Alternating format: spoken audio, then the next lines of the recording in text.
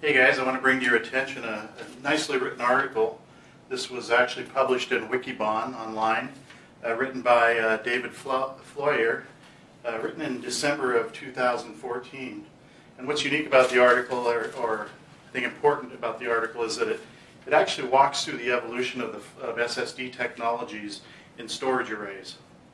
And in David's article, he basically talks about there being distinct generations of SSD technologies that have been introduced over time into the marketplace, starting in roughly the 2005 to 2008 timeframe with the exploitation of SSD technologies in existing spinning disk platforms. So essentially the concept, as we all know, of taking SSD and creating kind of a thin layer of performance for performance reasons on top of spinning disk. Some of the early entrants in that obviously were EMC. It's a big player in there, where basically the introduction of SSD into our existing, like VNX or VMAX, and the use of fast for tiering data in and out of the SSD layer.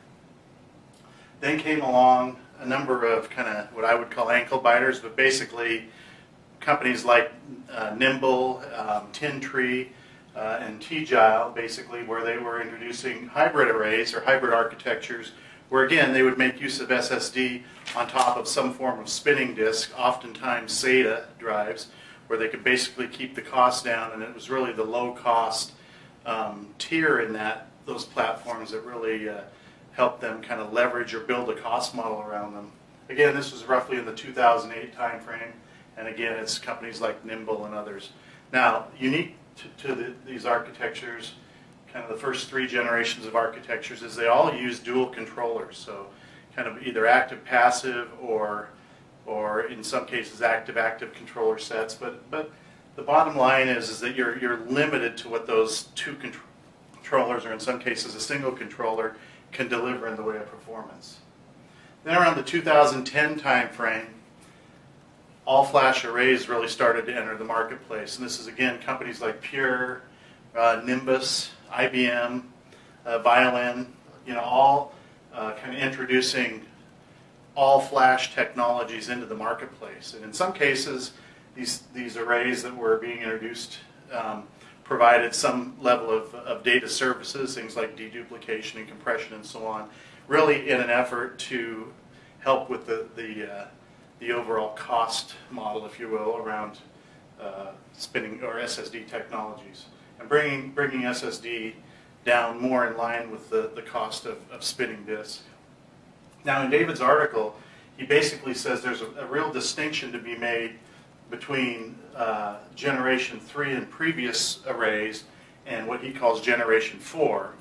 And that distinction really is around the limited scaling, if you will. So where you can basically scale capacity in these arrays, you're really not able to scale performance without adding a second unit, a second complete autonomous storage array to the environment. And that's really where the Generation 4 platforms come to play. And this is where Extreme I/O plays. There's a couple other companies out there as well, SolidFire, for example. But essentially, these are scale-out architectures, and they basically allow for really the idea of being able to support a consolidated workload, where you can take disparate workloads across your entire data center and consolidate them down onto a single platform that can scale to meet the performance demands of those particular applications. So essentially that's what David's maintained. I encourage you to read the article. It's nicely put together, and there's a lot of good information in there. But the other thing it does is it really kind of calls out the distinction between all of the other players in the marketplace and a handful of what I would call, or what he's calling, Generation 4 storage platforms. Well, that's about all I have to say about it, except one more thing. I would like to challenge each of you to become Gen 4 certified. And what that really means is you've read the article, you can explain the underlying premise of the article, and I encourage you to create a video much like this one that you can post on YouTube, so we can really drive social media around this particular messaging.